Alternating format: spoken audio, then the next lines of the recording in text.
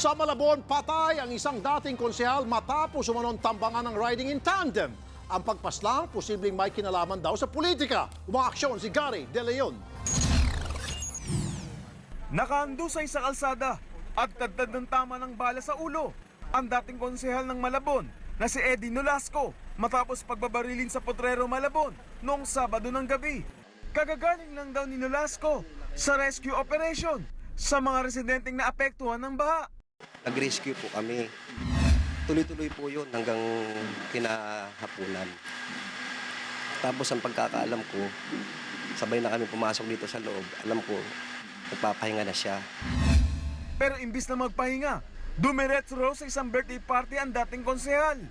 Sa gitna ng kasiyahan, bumulaga sa harap ni Nolasco ang hindi bababa sa 6 na lalaking sakay ng 3 motorsiklo at armado ng kalibre 45 na baril. Pagdating ko doon sa lugar, nakabulagta na siya.